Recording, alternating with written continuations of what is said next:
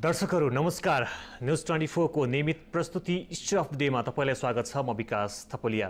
दर्शकहरू, नेपाल अन्तर्देशीय संगठित अपराधको ट्रान्जिट पोइन्ट बनेको हाम्रै सुरक्षा एजेन्सीहरूको रिपोर्ट र अरू चर्चित इन्टेलिजेन्स एजेन्सीहरूले पनि यस्तै प्रतिवेदन बनाएका छन् र हाम्रो मुलुकलाई ट्रान्जिट पोइन्ट बनाएर विभिन्न संगठित गिरोहका सञ्जालका अपराधीहरूले ट्रान्जिट बनाएर यहाँबाट गतिविधिहरू गरिरहेका छन् र त्यस्ता केही गतिविधिहरू हाम्रो एकमात्र अन्तर्राष्ट्रिय विमानस्थलमा पनि देखिन्छ र त्यहाँबाट चर्चित संगठित अपराधका नायकीहरूलाई पक्राउ गरेर बुझाएका घटनाहरू पनि हाम्रा सामु छन्।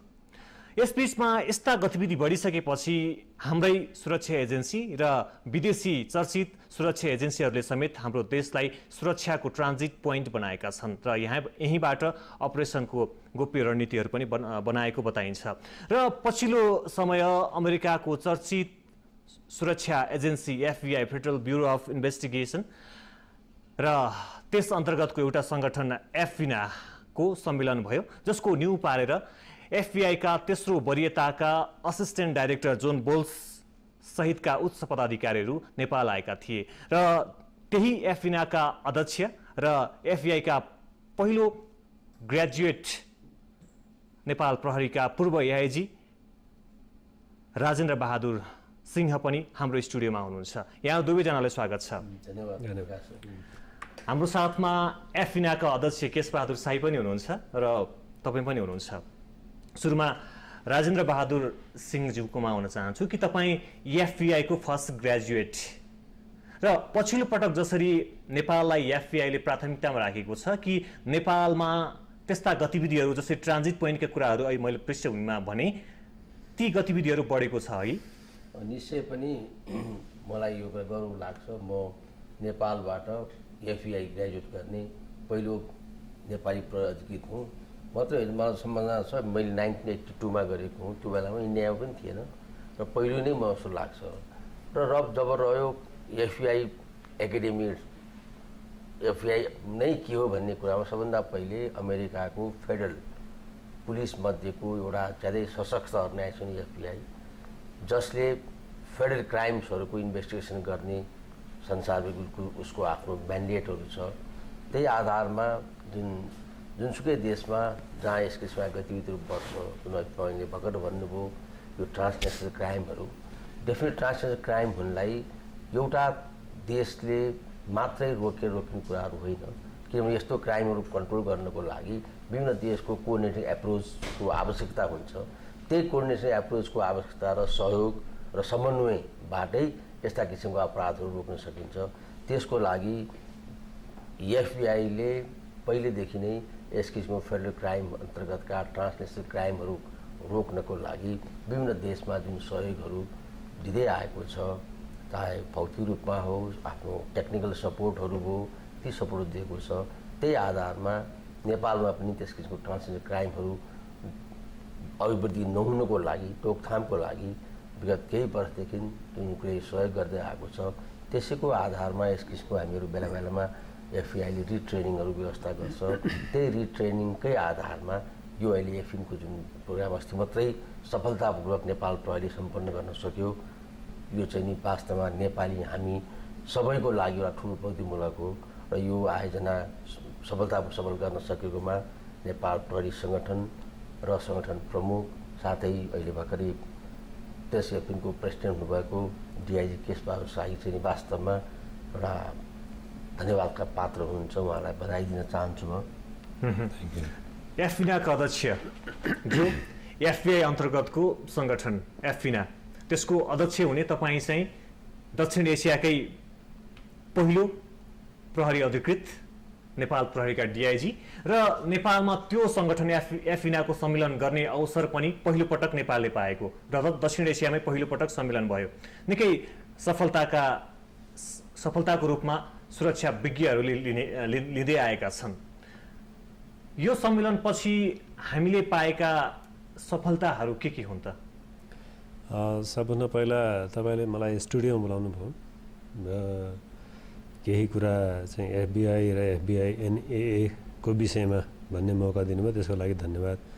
भन्न चाहन्छु विकासजी।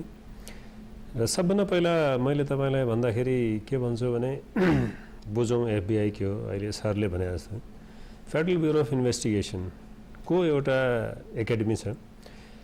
यसको अगाडि अलिकति हामी यसको हिस्ट्रीतिर जाने भयो भने यसको हिस्ट्री पनि धेरै पुरानो छैन। 1908 मा जब अमेरिकाको सिक्रेट एजेन्ट्सले कुनै पनि इन्भेस्टिगेसन गर्थ्यो र त्यसलाई चाहिँ लिमिटेड अपर्च्युनिटी मात्र दिएको थियो कि सिक्रेट इन्भेस्टिगेसन गर्नलाई। त्यसबेला तत्कालीन चार्ल्स बोनापार्ट भन्ने चाहिँ एटर्नी जनरल थिए। उनले र त्यो बेलाको तत्कालीन प्रेसिडेन्टले के विचार गर्यो भने यसलाई चाहिँ स्पेसिफाइड गर्नुपर्ने जरुरी देखिन्छ। क्राइम दिनका दिन बढ्दै जान लाग्छ, त्यो स्पेसिफाइड कसरी गर्ने त भन्दाखेरि यो फेडरल इन्भेस्टिगेसन एजेन्ट्सहरू राख्ने भन्ने कुरा भयो। र 1909 को मई महिनामा के डिसाइड गरियो भने अब छुट्टै एउटा निकाय फेडरल एजेन्ट बनाउने जसले चाहिँ यो इन्भेस्टिगेसन पर्टिकुलर हिनेस क्राइमको इन्भेस्टिगेसन हेरुन् भन्ने मनसायले त्यो इस्टाब्लिस भयो। र त्यसपछि यसको छुट्टै एउटा ट्रेनिङ प्याकेज हुनुपर्ने र यसलाई चाहिँ छुट्टै एउटा ट्रेनिङ गराउने सोचसँगै 1932 मा FBI ट्रेनिङ स्कुलको कन्सेप्ट डेभलप भयो यसको हिस्ट्री हेर्दाखेरि। र पहिलो पटक 1933 मा 1933 मा के भयो भने यो क्यान्सासको सिटी म्यासेक्रे भन्ने एउटा ठुलो यसमा 4 जनालाई गन शटबाट मारिएको थियो। त्यसको इन्भेस्टिगेसन गर्नको लागि पहिलो पटक FBI को एजेन्टलाई युज गरियो 1933 मा। र त्यो युज गर्दाखेरि उनीहरूले चाहिँ इन्भेस्टिगेसन गरे र तत्कालीन जो इन्भेस्टिगेसनको रिपोर्ट हेरेपछि त्यस बेलाका तत्कालीन FBI का डाइरेक्टर जोन एडगर हुवर भन्ने थिए। उनी मेरली 29 इयर्स ओल्ड का मान्छे चाहिँ FBI का डाइरेक्टर भएको थिए र सबभन्दा लामोसम्म अथवा उनको मृत्यु हुन्जेलसम्म उनी FBI का डाइरेक्टर नै थिए 48 वर्षसम्म। उनी 1972 को मे 2 मा एक्सपायर भए, तब गएर अर्को चाहिँ डाइरेक्टर भए हुन्। र उनले के गरे भनेपछि हैन यसलाई स्पेसिफाइड गरौँ र एउटा छुट्टै यसको ट्रेनिङ चाहिँ स्कुल बनाऊँ, यसको चाहिँ सुटिङ रेन्ज बनाऊँ, यसको अरु बनाऊँ भनेर तत्कालीन केही समयको लागि उनले चाहिँ US मरिन बेसको एउटा सानो पोर्सन क्वान्टिकोमा जुन छ त्यसलाई चाहिँ FBI ट्रेनिङ स्कुल भने, जो आज चाहिँ FBI नेसनल एकाडेमीको रूपमा चिनिन्छ। र फेडरल ब्युरो अफ इन्भेस्टिगेसनको आधारशिला उनले त्यहीबाट सुरु गरे। पछि 1962 मा गएर त्यो चाहिँ नेसनल एकाडेमी बन्यो FBI को। र 1972 देखि इन्टरनेसनल ल इन्फोर्समेन्ट पनि चाहिँदो रहेछ। अहिले भर्खर तपाईले ट्रान्सनेसनल क्राइमको कुरा गर्नुभयो अनि सरले जवाब दियो कि ट्रान्सनेसनल क्राइम भने त्यसको बोर्डरै कुनै हुँदैन। त्यस्तो कुरालाई रोक्नलाई के गर्न उचित हुन्छ भन्ने हिसाबले इन्टरनेसनल ल इन्फोर्समेन्टलाई ट्रेनिङ गराउने भनेर पहिलो पटक 1972 मा यो जोन एडवर्ड हुवरको कन्सेप्ट थियो। र त्यो कन्सेप्टलाई उनीहरूले इन्टरनेसनल पुलिसलाई चाहिँ ट्रेन गराउने, त्यसपछि यसको FBI को एउटा सञ्जाल तयार गर्ने भन्ने हिसाबले यसलाई तयार गरेको हो। र त्यो तयारीको तहतमा हामीले चाहिँ 10 वर्षपछि हाम्रो या हिसाबलाई त्यहाँ पठाउने हैन सम्भावना पायौँ। त्यसको 10 वर्षपछि र ट्रेनिङ सुरु भएको यो इन्टरनेसनल ल इन्फोर्समेन्टको ट्रेनिङ चाहिँ 1972 देखि सुरु गरे FBI ले। र FBI एकाडेमी चाहिँ 1962 देखि स्कुललाई उनीहरूले चाहिँ एकाडेमीमा ट्रान्सफर गरे अब ठाउँ त्यही हो। तपाईले अहिले तपाईले ब्याज लगाउँदै हुनुहुन्छ नि FBI यानी FINA को। हजुर। र हामीले जुन सम्मेलनको आयोजना गर्यौं त्यस दिन FBI ले तपाई र देशको सम्मानमा, नेपालको सम्मानमा FBI को प्रधान कार्यालयमा हाम्रो झण्डा फहराए एक दिन हो। त्यो FBI को कार्यालयमा हैन, झण्डा यो जब मेरो नोमिनेसन भयो च्याप्टर प्रेसिडेन्टमा, मेरो नोमिनेसन भएको जनवरी 1 2014 देखि हो। र फरवरी 1 मा युएसको क्यापिटल हिलमा यो स्पेसल एप्रिसिएसन टु मिस्टर के शाही भनेर एक दिनको लागि त्यो क्यापिटल हिलमा त्यो अमेरिकाको झन्डा फहराएर त्यसको सिम्बोलिक एप्रिसिएसन मलाई सिनेटबाट एप्रुभ गराएर मलाई दिएको छ। त्यो एउटा सम्मान मैले पाएको हो र यस सम्मानको बेस जान्छ नेपाल प्रहरीलाई, किनभने म नेपाल प्रहरीको एउटा सदस्य हुँ र मेरो देशलाई, मेरो आइजीलाई जसले यहाँसम्म मलाई चाहिँ होसियाएर लहे गर्नुपर्छ भन्ने हिसाबमा मैले लिएको हो। र योभन्दा अगाडि म अलिकति क्लियर के गरिदिन चाहन्छु भने तपाईँले चाहिँ FBI NAA को कुरा गर्नुभएको थियो। FBI नेसनल एकाडेमीबाट जो मान्छे ग्रेजुएट भएर आउँछ, ग्रेजुएसन गरेर आउँछ, त्यसको एउटा नियमित एसोसिएसन छ जसलाई हामी federal bureau of investigation national academy associate भनेर चाहिँ भन्छौँ।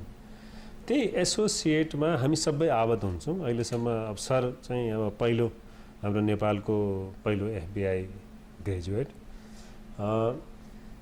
त्यसपछि सरपछि झन्डै 10 वर्षसम्म कोही गएन। सर 1982 मा गएको, त्यसपछि 1975 मा मात्र हाम्रो अर्को क्यान्डिडेट चाहिँ जानुभएको छ। यो एउटा लामो ग्याप। अहिले पनि टोटल हामी 11 जना हो, जसमा 3 जना चाहिँ अहिले सरहरू रिटायर भइसक्नु भएको छ अनि बाँकी हामी 8 जना छौँ। अबको जुलाई सेसनमा हामी एउटा अर्को मान्छे पठाउँदैछौँ र हामीले प्लिड पनि के गरेका थियौँ भने जुन अहिले 18,000 भन्दा बढी FBI का ल इन्फोर्समेन्ट एजेन्सीका एक्टिभ मेम्बरहरू इन्भल्भ छन् त्यो FBI NAA को एसोसिएसनमा, र त्यो जुन एल्मुनाई छ त्यो वर्ल्ड वाइड छ, त्यो कसै सीमाबाट जोडिया होइन। र म यहाँ यो पनि क्लियर गर्न चाहन्छु, FBI भन्ने बित्तिकै हामीले पनि यहाँ इन्भेस्टिगेसन गर्छौँ, त्यो गर्छौँ होइन। हामीले सूचनाको चाहिँ आदान प्रदान एक्सचेन्ज अनुसन्धान गर्छौँ र त्योमा एउटा FBI ले एउटा सशक्त भूमिका चाहिँ प्रदान गर्छ। त्यसैले यो प्रत्येक च्याप्टरको मिटिङ हुने र पहिला गरेका जुन इन्भेस्टिगेसन छन् त्यो इन्भेस्टिगेसनले दिएका कुराहरूलाई चाहिँ यहाँ चाहिँ क्रमशः सिकाइने गरिन्छ। जसरी अब तपाईँले चाहिँ त्यो उसमा पार्टिसिपेसन त गर्नुभएको छैन होला। 2008 को सेप्टेम्बर 26 को यदि तपाईँले घटना सम्झिनुहुन्छ होटल ताज मुम्बईको भनेपछि त्यसको इन्भेस्टिगेसन पनि FBI ले लिड गरेका थियो। र रिसेन्टली बङ्गलादेशको जुन 8 तले बिल्डिङ थियो जसमा लगभग 3000 मान्छे कोल्याप्स भएर मरेका छन्, त्यसको इन्भेस्टिगेसन र DNA टेस्टको काम पनि FBI ले गरेका थियो। त्यो नेसनल इन्ट्रेस्टका भएका यस्ता इन्भेस्टिगेसन यदि गभर्मेन्टले चाहन्छ भने त्यसको रिसोर्स र इन्भेस्टिगेसनको पार्ट चाहिँ FBI ले अहिले पनि हेर्छ। त्यसैको लागि एउटा लियाजन अफिसर छ हाम्रो। 6वटा कन्ट्रीको लागि लियाजनिङ अफिसिङको काम दिल्लीमा हुन्छ। दिल्लीको लिगेट्सले त्यो 6वटा कन्ट्री राखेको छ। त्यसमा चाहिँ अब नेपाल भयो, इन्डिया, भुटान, श्रीलङ्का, बङ्गलादेश, मालदिप्स, यो 6वटा कन्ट्री चाहिँ दिल्ली लिगेट्सले हेर्छ। यस्तै 56वटा अरू लिगेट्सहरू वर्ल्ड वाइड छन् जसले आफ्नो टेरिटोरी हेर्छन्। जसरी फर एक्जाम्पल यदि चाइनाले हेर्ने को हो भन्दाखेरि हिजोसम्म हङकङले चाइनाले हेर्थ्यो भने चाहिँ आज हङकङ बेग्लै छ, मकाउलाई हेर्ने बेग्लै छ, तर चाइना र मङ्गोलियालाई हेर्छ र चाइनाले ताइवानलाई हेर्छ। हजुर, सञ्जाल ठुलो छ, संसारभरि नै छ। फेरि म आउन चाहन्छु कि राजेन्द्र बहादुर सिंहज्यूकोमा एउटा नेपाल प्रहरीका अधिकृत FBI को ग्रेजुएट हुनुको अर्थ के रहन्छ र त्यहाँ गएर सिक्ने के हो? बेसिकल्ली यो FBI को जुन ट्रेनिङ भनेकै के हो भने यसले ल इन्फोर्समेन्ट एजेन्टलाई वा ल इन्फोर्समेन्ट अफिसरलाई 3 चिजले सूचित गर्न यसको जुन मेन मकसद हो। एउटा ट्रेनिङ इटसेल्फ, कुनै पनि विषयको ट्रेनिङ दिन्छ यसले। दोस्रो, यसले कुनै पनि सब्जेक्टमा त्यो उसलाई इन्फोर्स अफिसरलाई चाहिँ कुनै पनि विषय सम्बन्धीको एजुकेसन दिन्छ भने तेस्रो सबभन्दा ठुलो चिज मैले त्यहाँ के देखेँ भने एउटा ओभरअल डेभलपमेन्टको लागि, उसको ओपन होराइजन गराइदिनुको लागि एउटा ल इन्फोर्समेन्ट अफिसर भइसकेपछि उसले के चिजलाई ध्यान दिनुपर्ने हुन्छ, उसले आफ्नो पर्सनालिटी डेभलपमेन्ट गर्नको लागि कुनै पनि विषय सम्बन्धी अध्ययन गर्न वा त्यो विषय सम्बन्धीको आफ्नो ज्ञान आर्जित गर्नलाई अरू डेभलपमेन्ट कसरी गर्ने भन्ने चाहिँ यो 3 किसिमबाट त्यसलाई चाहिँ प्रशिक्षित गराएको मैले चाहिँ पाएको छु। र निश्चय पनि यो एउटा एक त अब विकसित देशको ट्रेनिङ हो, स्वतै साधन सम्पन्न छन् र उनीहरूले हरेक चिजको लागि चाहिँ केस स्टडीमा ल्याउँछ। हरेक केसको इन्भेस्टिगेसन गरिसकेपछि त्यसको फलोअप र त्यसमा भएका त्रुटि र हुने दिनमा के हो, जस्तो अहिले भर्खर डिआई साहबले पनि भनिहाल्नुभयो। र यो रिट्रेनिङै के हो त भने प्रत्येक केसहरूमा केस स्टडी गर्नु इन्भेस्टिगेसन गरिसकेपछि त्यो बितेको घटनाहरूमा इन्भेस्टिगेसन गर्दा के त्रुटिहरू थिए वा के चिज राम्रा पक्षहरू छन् र आउँदा दिनमा यसलाई अझ कसरी परिमार्जित गर्ने त्यो किसिमका रिट्रेनिङका फ्यासिलिटी त्यो किसिमको तयारी चाहिँ गर्छ।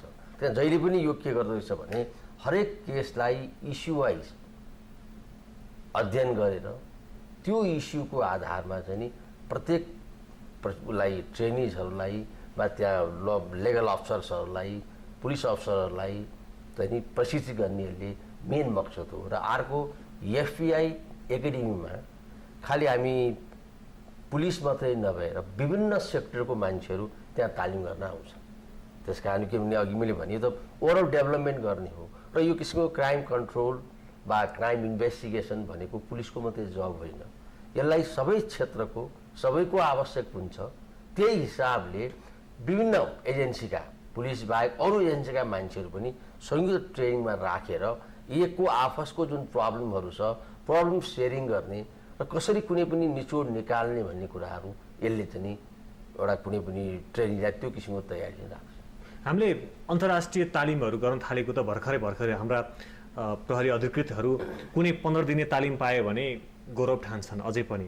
र अझै पनि हाम्रो अनुसन्धान भनेको अनुसन्धानमा निस्कनु अघि देवी देवतालाई भाकल गरेर निस्कनु नै हाम्रो नियति छ। र हाम्रो स्तर, स्रोत साधनको स्तर र एफबिआईका अफिसरहरूको स्रोत साधनदेखि लिएर उनीहरूको सिलेबसको स्तर धेरै फरक छ। हामी गएर त्यहाँ गएर के सिक्न सक्छौँ र? होइन, कुरा कस्तो भने ट्रेनिङ इट्सेल्फ जस्तो पुलिसलाई एउटा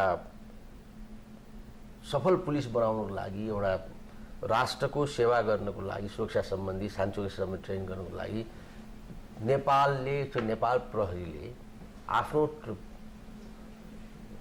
उसलाई के अरे पुलिस अफसर्सलाई ट्रेनिङको व्यवस्था यो नयाँ होइन, धेरै पुरानो छ इतिहास। ठिक छ, हामीहरू बेला बेलामा ज्ञापहरू भएको कुराहरू आउला। मैले अघि भनिहालेँ नि, नेपाल वास्तवमा ट्रेनिङको पक्षमा अरू कुनै देशभन्दा कम देखिँदैन। किनभने भर्खरै कुरा आयो 1962 मा इस्टाब्लिस भएको एफबिआई एकाडेमी 72 मा यसले फरेन स्टुडेन्टलाई इन्ट्री गर्न थाल्यो।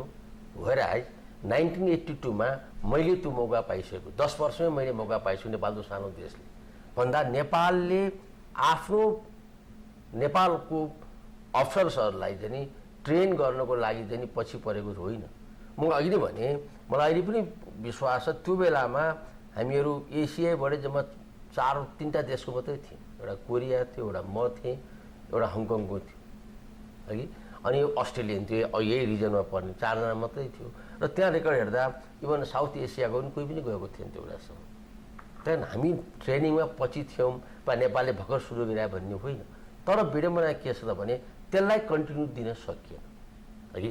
त्यस्तै अर्को नेपाल प्रहरीले त्यहाँ मात्रै होइन, अरू देशका विभिन्न देशमा पनि यस किसिमको ट्रेनिङको अपर्च्युनिटीलाई लिने चाहिँ कोसिसहरू गरेको छ।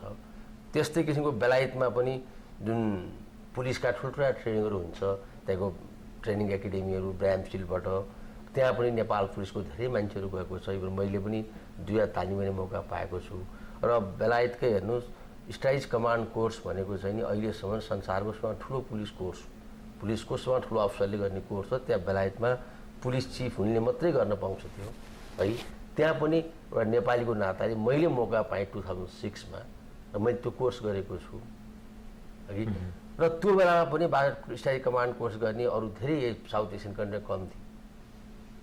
त पहिलो नेपाली त्यो पनि मैले गर्न पाएको छु। मेरो भने मतलब के भने ट्रेनिङ गराउनलाई आफ्नो नेपालको पुलिस अफसरलाई प्रशिक्षित गर्ने कुरामा हामी कम छैनौँ, पछि छैनौँ।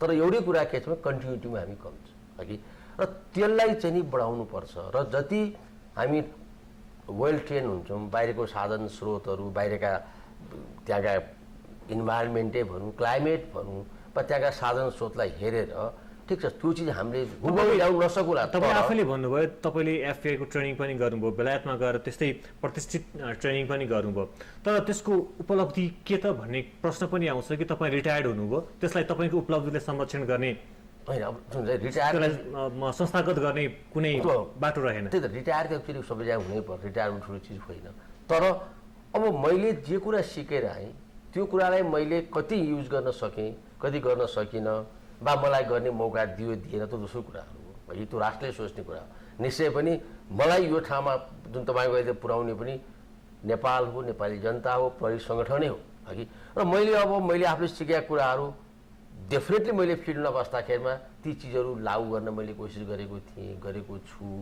अहिले पनि म यहाँ नभए सङ्गठन नभए पनि सङ्गठनलाई आवश्यक पर्दाखेरिमा वा कुनै पनि राष्ट्रको सुरक्षाको कुरामा शान्ति सुरक्षाको कुरामा वा ओभरअल कुनै पनि डेभलपमेन्टको कुरामा मलाई राष्ट्रले खोजेको अवस्था म पछि पर्ने अवस्था होइन।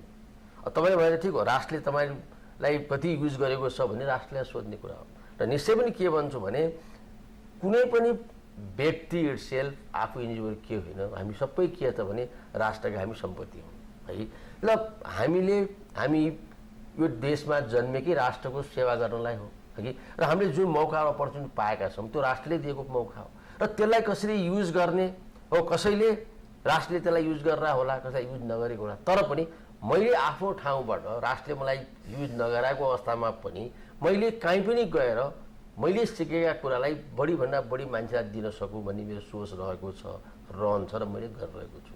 पक्कै पनि साहिज्यू हजुर तपाईँले भर्खरै एफबिआईको सम्मेलन सफलताका साथ सम्पन्न गर्नुभयो एफबिआईका अधिकारीहरूले पनि प्रशंसा गरे उनीहरूले के भने सम्मेलनमा तपाईँहरूले नेपालको इस्युहरूको बारेमा पनि छलफल गर्नुभएको थियो र नेपाल अन्तर्राष्ट्रिय सङ्गठित अपराधीहरूको ट्रान्जिट पोइन्ट बनेको छ भन्ने सेक्युरिटी एजेन्सीहरूको पनि निष्कर्ष छ। उनीहरूको अब यस्तो अवस्थामा उनीहरूको रोल के हुनेछ नेपाल प्रहरीले कस्तो रोल गर्नेछ कुनै त्यस्तो वार्ता अथवा सहकार्य गर्ने खालका कुराहरू भएन? यो ट्रेन नै इटसेल्फ एउटा सहकार्य हो होइन। अहिले मैले एसिया पेसिफिकको झन्डै 31वटा कन्ट्री त्यसपछि बेलायत र तपाईँको नेदरल्यान्ड डेनमार्क अनि स्विट्जरल्यान्ड लगायतका र अमेरिकन कन्ट्रिज लगायतका कन्ट्रीहरूको जुन अहिले जुन कन्फरेन्स भयो त्यो कन्फरेन्सको मकसद पनि के हो भने एउटा कोअर्डिनेसन डेभलप गर्ने एउटा कम्युनिकेसन डेभलप गर्ने र एफबिआईले के गर्छ भने जुन किसिमको तपाईँले एउटा चाहिँ प्रश्न सोध्नुभयो एक्ज्याक्टली हामी कुनै एउटा पेपर लिएर त्यसमा बाउन्ड चाहिँ गर्दैनौँ होइन। एफबिआईको थिमै के हो भने ट्याक्टिक्स टेक्नोलोजी र ट्रेनिङ तीनवटा कुरामा उसले विश्वास गर्छ कि होइन। त्यो तीनवटा कुरामा यहाँ कन्फरेन्स गराउनुको मतलब हामीले के हो भनेपछि उनीहरूलाई लिएर यो क्राइम भने बोर्डरलेस हो होइन। अघि हाम्रो आदरणीय सरले पनि भनिबसेका थियो क्राइम भने बोर्डरलेस हो कि किनभने हजारौँ मान्छे आउँछन् हजारौँ मान्छे जान्छन् एकै दिनमा तर 1000 मान्छे मध्ये सबै राम्रा छन् या सबै बेठिक छन् भन्ने लेखाजोखा हामीले गर्न त सक्दैनौँ होइन। कोही आफ्नो एउटा सीमित पर्पजले आउँछन् कोही आफ्नो सीमित एउटा धारणाले आउँछन् कोही आफ्नो सीमित एउटा गन्तव्य चाहे त्यो क्राइमको गन्तव्य होस् चाहे त्यो पदयात्राको गन्तव्य होस् चाहे त्यो अन्य गन्तव्य त्यो हिसाबले आउँछन् बोर्डरलेस भनेको कारण त्यही हो। र त्यस्तो अवस्थामा यदि केही गर्न सकिन्छ भने सबभन्दा ठुलो भूमिका केले निकाल्छ भनेपछि कोअर्डिनेसनले कोअपरेसनले होइन कम्युनिकेसनले र त्यही कुरामा फोकस गर्छ एफबिआईएनए र त्यसको एसोसिएसनले। त्यसै कारण जुन हामीले एउटा ट्रेनिङ भित्रायौँ त्यो ट्रेनिङले हामीलाई चाहिँ एउटा लेसन लर्न के गराउँछ भने जुन हाम्रो कोअपरेसन छ त्यो कोअपरेसनलाई स्ट्रेन्थनिङ गर्छ होइन। त्यो कोअपरेसनलाई इनबाउन्ड गरेर हामीलाई चाहिँ के गर्छ भने यस we are all in a frame and then we can do a better to safer the world. हाम्रो चाहिँ समस्या भनेको र उनीहरूले लेखेको समस्या भनेको चाहिँ ट्रान्जिट नेपाल भयो अपराधीको लागि, त्यस कारणले उनीहरूले नेपाललाई ट्रान्जिट बनाउन खोजेका छन् भन्ने हिडन इन्ट्रेस्ट छ भन्ने भनिन्छ नि, यो के हो? होइन, त्यसलाई आइडेन्टिफाई यसरी हामी गर्दैनौँ होइन, किनभने ट्रान्जिट पोइन्ट त कस्तो भनेपछि जहाँ इन्टरनेसनल फ्लाइटहरू चल्छन्, विभिन्न देशका मान्छेहरू विभिन्न इन्ट्रेस्टले आउँछन्, मैले अघि नै भनिहालेँ होइन, र त्यो मान्छे कुन किसिमको मान्छे हो भन्ने कुरा त अब शङ्का लागेपछि गर्ने कुरा भयो। र एफबिआईले केसम्म गर्न सक्छ भने एउटा डाटा या सफ्टवेयर डेभलप गरेर आउने मान्छेको 3 पुस्ते उसले चाहिँ पासपोर्ट स्क्यान गर्ने बित्तिकै आओस् भन्नेसम्म उनीहरूको धारणा छ। त्यसमा अझै हामी कम्प्लिटली गइसकेका छैनौँ। एफबिआईले आफ्ना हिडन अपरेसनहरू त गरिरहेको छ। जस्तो केही समय अगाडिको कुरा हेर्ने हो भने इन्डियन मुजाहिदिनका 2 चर्चित नाइकीहरू करिन टुङ्गा र यासिन भट्कल, 2टा नाइकीहरूलाई उनीहरूकै गोप्य सूचनाका आधारमा हामीले पक्राउ गरेर भारतलाई बुझाइदियौँ अनअफिसियल्ली होइन। उनीहरूले आफ्नो हिसाबमा नेपाललाई ट्रान्जिट बनाएर अपरेसन त गरिरहेका छन् नि, र उनीहरूको पछिल्लो इन्ट्रेस्ट नेपालमा आफूलाई ट्रान्जिट पोइन्टको रूपमा इस्टाब्लिस गर्दैछन् होइन। यो भट्कल र तपाईँले टुन्डा कुरा गर्नुभयो, यो चाहिँ एक्ज्याक्टली अननोन कुरा हो होइन। अब बोर्डरमा समातिएका हुन्, कसको इन्फर्मेसन आयो त्यो त भन्न सकिएन। तर के हुन्छ भने यस्ता कुरामा इन्फर्मेसन सञ्चार माध्यमले नै भने कि उनीहरू पोखरामा समातिएका हुन् र नेपाल पुलिसकै अरू सेक्युरिटी एजेन्सीहरूको रिपोर्ट हेर्ने हो भने पनि त्यो एफबिआईको सूचनाको आधारमा थियो, उनीहरूको अपरेसन थियो, मात्र हामीले पक्राउ गऱ्यौँ बुझाइदियौँ भनेको उनीहरूको हिडन इन्ट्रेस्ट यहाँ देखिरहेको छ। उनीहरू यो जुन सम्मेलन गरिरहेका छन् एउटा बाहना हो, उनीहरू नेपाललाई ट्रान्जिट पोइन्टको रूपमा युज गर्न चाहन्छन् ताकि हामीले उनीहरूबाट चाहिँ सपोर्ट हामीले खोज्नुपर्ने रणनीति हाम्रो हो। होइन विकासजी, म क्लियर गरिदिन्छु तपाईँलाई, यो यस्तो कुनै होइन। किनभने यो कन्फरेन्स ल्याउनलाई मैले 2008देखि पहल गर्दैछु होइन। यो फोर्चुनेटली 2014मा आएको हो। यो आउनुपर्ने त 2011मा थियो, तर कारणवश 2011मा नआएर 12मा हुने कुरा भयो। र 12मा अस्ट्रेलियाले के भन्यो भने न्यू साउथ वेल्सले 150 इयर्स अफ द पुलिसिङ मनाउँदैछ, त्यस कारण यो मलाई देऊ भनेपछि मैले त्यसरी 2012 सारेको हुँ। यो र 2013मा तत्कालीन थाई पुलिसका चिफ जो त्यो बेलाका त्यहाँ अध्यक्ष थिए, यो मै जस्तै प्रेसिडेन्ट थिए, तिनले चाहिँ रिक्वेस्ट गरेर त्यो थाइल्यान्डमा त्यो लगेको 2013मा। र त्यसपछि मैले भने कि it's enough, 2014 is a my turn भनेर मैले यसरी ल्याएका हुँ। यो कुनै यसरी हिडन इन्ट्रेस्ट त केही पनि होइन, यो विशुद्ध एउटा प्रोफेसनल चाहिँ इन्ट्रेस्ट हो। र प्रोफेसन इन्ट्रेस्ट मैले 2008देखि सुरु गरेको हो। यो मेरो जिजीविसा कि मैले चाहिँ नेपालमा कन्फरेन्स ल्याउँछु। नेपालमा कन्फरेन्स ल्याउनुको मतलब यो नेपाल राष्ट्रको लागि, नेपाल प्रहरीको लागि एउटा इज्जतसँग गाँसेर मैले यो कन्फरेन्स ल्याएको हो। र हामीले देखायौँ पनि वर्ल्डका मान्छेलाई। मैले अघि नै तपाईँलाई भनिदिए चाहिँ फेरि रिपोर्ट गर्छु म, 3वटा जुन मैले टी र सीको कुरा गरेको थिएँ, कोअर्डिनेसन, कोअपरेसन र कम्युनिकेसन। त्यसपछि 3वटा टी भने यो तपाईँको ट्याक्टिक्स, ट्रेनिङ र टेक्नोलोजी। यसमा बेस गरे हुन्छ, किनभने अघि सरले पनि मर्जी भयो हो, ट्रेनिङ र कोअपरेसन र कम्युनिकेसन हो वास्तवमा। यसरी जसरी अब कम्युनिकेसन भएन भने आज म तपाईँको स्टुडियोमा आएर चाहिँ यति सबै कुरा गर्थेँ, यो कम्युनिकेसन नै भयो। अब कोअर्डिनेसन भने हामीले चाहिँ आफ्नो पार्टबाट एकअर्कालाई चाहिँ इन्फर्मेसन सेयरिङदेखि, जसरी अघि तपाईँले टुन्डा र भट्करको कुरा गर्नुभयो होइन, त्यो इन्फर्मेसन सेयरिङ भएपछि नै केही काम भयो होला भन्छु कि म। त्यसको लागि एउटा ग्राउन्ड र एउटा बेस बनाइदिनको लागि यो ट्रेनिङ इज मोस्ट इम्पोर्टेन्ट। र त्यो ट्रेनिङलाई हामीले त्यसरी चाहिँ नेपालभित्रेका हौँ।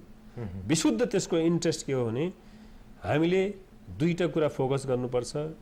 एउटा के भनेपछि अबको क्राइम हुने र त्यसको लागि आवश्यक चाहिने टेक्नोलोजी, त्यसको लागि हामीले चाहिँ हामीलाई प्रिपेयर गर्न लागि चाहिन्छ असिस्टेन्ट डेफिनेटली। सिंहज्यू, जस्तो अन्तर्देशीय सङ्गठित अपराधीहरूको सुरक्षित स्थल नेपाललाई बन्न नदिन पनि एफबिआईसँगको सहकार्य अथवा उनीहरूसँगको सूचना आदान प्रदान आवश्यक छ हो? यो अन्तर्देशीय जुन अपराध भन्नुभयो ट्रान्सनेसनल क्राइम, यो आफैमा के हो भने एउटा देशमा योजना बन्छ, अर्को देशमा गएर अपराध गर्छ र यस्तो ट्रान्सनेसनल क्राइमले कुनै पनि देश अछुतो रहँदैन, कहीँ पनि यसको प्रभावहरू परेर गएको हुन्छ। र म अघि पनि भने यस्तो किसिमको अपराध रोक्नको लागि एउटा मात्रै राष्ट्रको कोसिसले यस किसिमको अपराधहरू रोकिन सकिँदैन। त्यसको लागि इन्टरनेसनल कोअर्डिनेसनको आवश्यक हुन्छ र त्यो सहयोगको लिने सन्दर्भमा हामीले कमिट गरेका छौँ कि इन्फर्मेसन सेयरिङ गर्ने कुराहरूमा, कम्युनिकेसन सेयर गर्ने कुरामा चाहिँ हामी सबैसँग लिनुपर्ने हुन्छ। र संसारमा नेपालको मात्रै होइन, यो ट्रान्सनेसनल क्राइम आज युरोप कुनै पनि ठाउँमा जहाँ छ ती सबैसँग सहयोग लिएर यस्ता क्राइमहरू रोक्नु। आफ्टरअल के हो त भने अपराध भनेको अपराध हो जसको कुनै बााउन्ड्री हुँदैन, जसको कुनै धर्म हुँदैन, जसको जात हुँदैन, जसको केही पनि हुँदैन, अपराध हो प्योरली। र त्यो अपराधबाट आज एउटा देश पीडित छ ट्रान्सनेसनल क्राइम भनेर भोलि अर्को हुनसक्छ। र एउटै कुरा सबैले के बुझ्नुपर्छ त भने आज होल ग्लोबल उसमा अपराधलाई अपराधको हिसाबबाट हेर्नुपर्छ। यसलाई तर पछिल्लो समय जसरी दक्षिण एसियाली मुलुकहरूमा चर्चित आतंकवादी सङ्गठनहरू पनि दक्षिण एसियाली मुलुकहरूमै छन्, त्यसै गरी दाउद इब्राहिम जस्ता सङ्गठित अपराधी समूहहरू पनि यहीँ छन् र मनी लन्ड्रिङ लगायतका अपराधहरू दक्षिण एसियाबाट बढी भइरहेका छन् र त्यसको सुरक्षित गन्तव्य नेपाल छ। जसरी सङ्क्रमणकाल अवस्थामा नेपाल गुज्रिरहेको छ त्यस कारणले गर्दा नेपालको भूमिलाई, नेपालको एयरपोर्टलाई प्रयोग गरिरहेको छ भन्ने उनीहरूको स्ट्रङ रिपोर्ट छ भनेर हामीले जोन बोल्ससँग पनि अन्तर्क्रिया गरेका थियौँ सम्मेलनमा, उहाँले पनि यी कुराहरू राख्नुभयो। अब यसलाई नियन्त्रण गर्नको लागि र नेपालबाट ती अपराधीहरू भगाउनको लागि पनि हामी आफू मजबुत त बन्न आवश्यक छँदैछ, तर हामीसँग त्यो हिसाबको स्रोत साधन नभएको कारणले गर्दाखेरि उनीहरूको सहयोग आवश्यक छ हो। डेफिनेटली ट्रान्सनेसनल क्राइम कस्तो ठाउँमा ब्रिडिङ ग्राउन्ड हुनुको के हो त भने जहाँ पोलिटिकल इन्स्टेबिलिटी छ, जहाँ चाहिँ नि त्यहाँको नागरिक आफैमा कन्फ्युज अवस्थाहरू छ, जहाँको इन्कम सोर्स कम छ, पवर्टीहरू छ, विभिन्न किसिमका विकृतिहरू छन्, त्यो ठाउँ चाहिँ नि ट्रान्सनेसनल क्राइम गर्ने अपराधीहरूको ब्रिडिङ ग्राउन्ड हुनसक्छ। यो जनरल फेनोमिना हो, नेपालको मात्रै होइन जहाँ पनि। त्यसैले त्यो कारणले गर्दाखेरिमा नेपाल ट्रान्जिट पोइन्ट हुनसक्छ भन्ने सोच भएको हो। र हामीलाई आरोप पनि लाग्दै आएको छ कि केही दिन यता भारतीय सञ्चार माध्यमहरू हेर्ने हो भने उनीहरूले भनिरहेका छन् कि दाउद इब्राहिमले नेपालको रुट हुँदै सुनको तस्करी गरिरहेको छ र पछिल्लो समय सुनको तस्करी दिनौँ जसो नेपालको रुट हुँदै, एयरपोर्टको रुट हुँदै, खुला सिमानाको रुट हुँदै भइरहेको छ। यस्ता अनेक सङ्गठित अपराधहरू भइरहेका छन्। यसलाई रोक्न नेपाल असफल भइरहेको छ, हाम्रो पुलिस निकममा जस्तै भएको छ, कारण कि स्रोत साधन र सूचनाको अभावमा। एउटा त स्रोत साधन डेफिनेट नेपालमा कम छ है, र रहेको कुरा जुन स्रोत साधनहरू छ त्यो स्रोत साधनको आधारमा पनि नेपालले अनुसन्धान गरेको छैन, वा अपराध पक्राउ गरेको छैन, ट्रान्सनेसनल क्राइम रोक्नलाई कोसिस गरेको छैन भन्ने कुरै होइन है। अब रहेको कुरा के त भने हेर्नुहोस्, एक दुईवटा केस हुने बित्तिकै नेपाल चाहिँ ठुलो माफियाको अखडा भयो, नेपाल ट्रान्सनेसनल क्राइमको चाहिँ ठुलो ब्रिडिङ ग्राउन्ड हो भन्ने हल्ला कोठामा हल्ला भयो। एउटै कुरा म के भन्छु भने यस किसिमको ट्रान्सनेसनल क्राइमहरू वा यो टेरोरिस्ट एक्टिभिटीहरू रोक्नको लागि सबभन्दा पहिले साधन सम्पन्न राष्ट्रले यसको नीति स्पष्ट गर्नुपर्छ। र यो ब्रिडिङ ग्राउन्डमा सोध्नुहुन्छ भने यस किसिमको क्राइमलाई हेर्ने डबल स्ट्यान्डर्ड रोल बेला बेलामा ठुला राष्ट्रले गर्छन्, त्यो कारणले पनि यस किसिमको क्राइमहरू बढेको। त्यस कारण म अझै के भन्छु तपाईँ माध्यम भने ट्रान्सनेसनल क्राइम, टेरोरिज्म यस्तो एक्टिभिटीहरू रोकिनुपर्छ र यसको प्रत्यक्ष असर वास्तवमा हामी जस्तो गरिब मुलुकलाई हुन्छ, जहाँ साधन स्रोत कम छ, जहाँ अशिक्षा छ, पवर्टी छ, विभिन्न हाम्रा विकृतिहरू छन्, त्यहाँ चाहिँ बढी हामी मारमा पर्छौँ।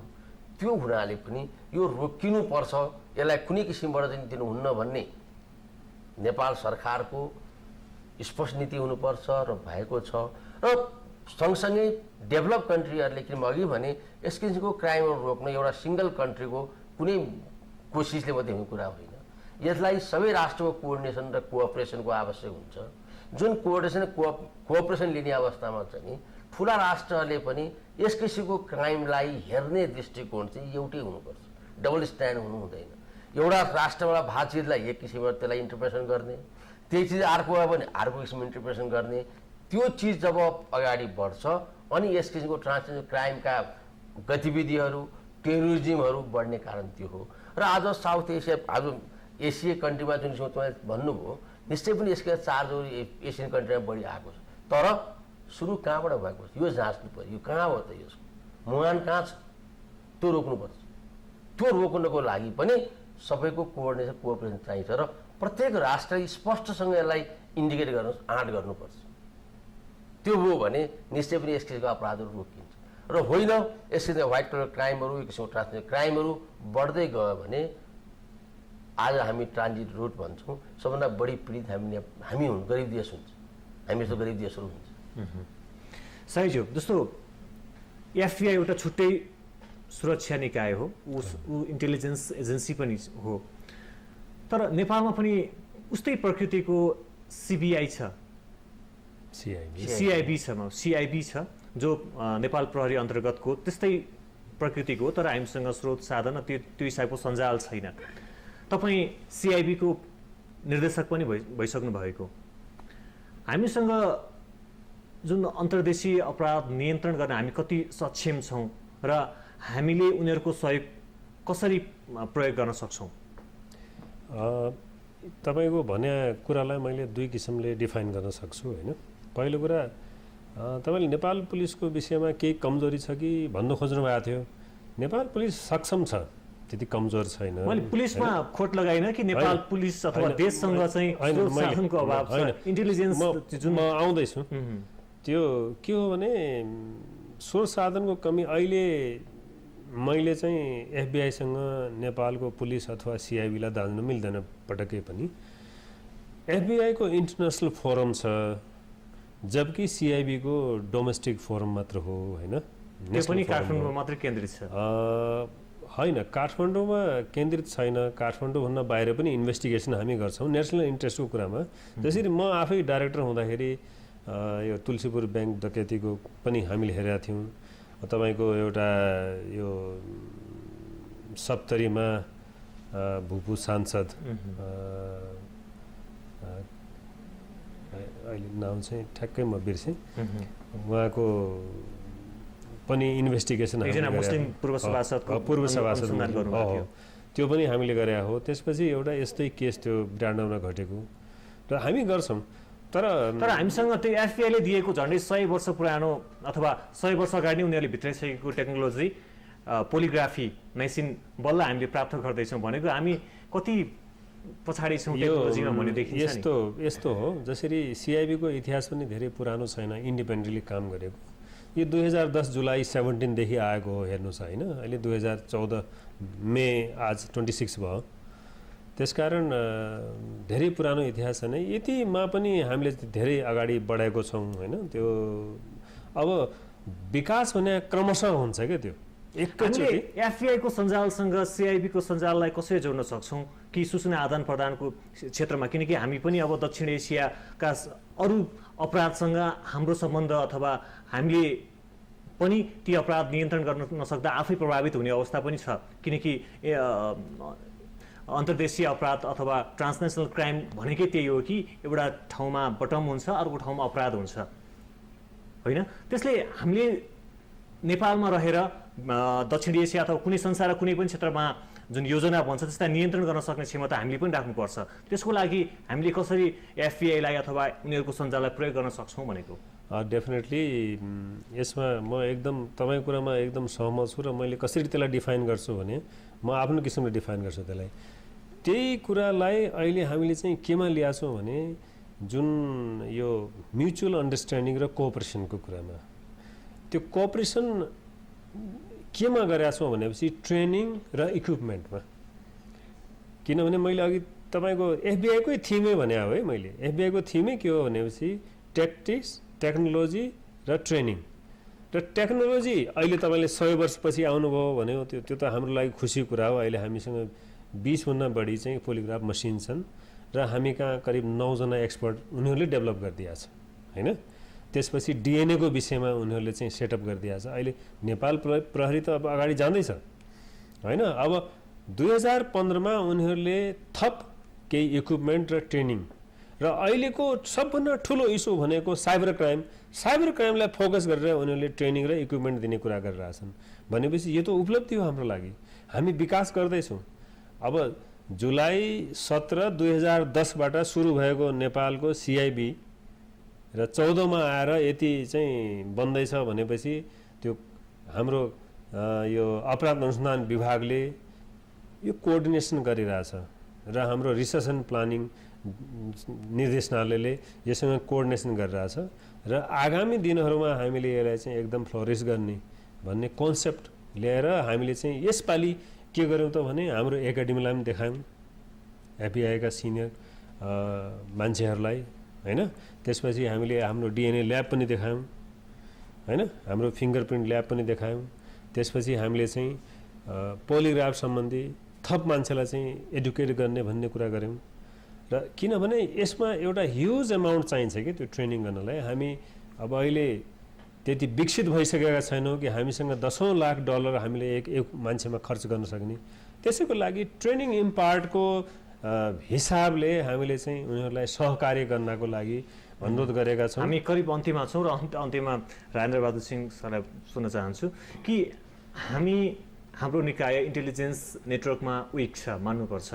यसलाई विकसित गर्नको लागि र विकसित मुलुकका इन्टेलिजेन्स नेटवर्कहरूसँग आफू डिफेन्सिभ बन्नको लागि के गर्नुपर्छ? निश्चय पनि हामी आफू कमजोरी छ भने हाम्रो कमजोरी कहाँ छ त्यो पत्ता लगाउनु पर्यो। अघि नै कुरा निश्चित छ, हाम्रो कमजोरी भने हामी साधन स्रोतमा कमी छौँ कि हामीसँग साधन स्रोत कसरी जुटाउने, जुट्ने कुरा एउटा कि राष्ट्रले लगानी गर्न सक्नु पर्यो, होइन भने जसले त्यस किसिमको साधन स्रोत ट्रेनिङ दिन सक्छ त्योसँग सहकार्य अगाडि बढ्यो भने हामी इक्विप हुन सक्छौँ। त्यसकारण जहिले पनि हामी आफू कमजोर छौँ, हामी केही गर्न सक्दैनौँ भनेर बस्नुभन्दा पनि हामी वेल इक्विप कसरी हुने, हामी अहिलेको 21औं शताब्दीमा भएका क्राइमसँग लड्नको लागि हामी तयारी कसरी जाने, त्यो हिसाबमा अगाडि बढ्ने त्यो भिजन लिएर हामी अगाडि बढ्यौँ भने निश्चय पनि हामीसँग भएका कमी कमजोरी हटाउन सक्छौँ। र सबै चिज आखिरमा के त भने राष्ट्रको सोच, गभर्मेन्ट पोलिसी सबभन्दा ठुलो हो। उसले राष्ट्रले के सोच्नु पर्यो भने आजको जनमानसमा जुन कि नयाँ नयाँ क्राइमले एउटा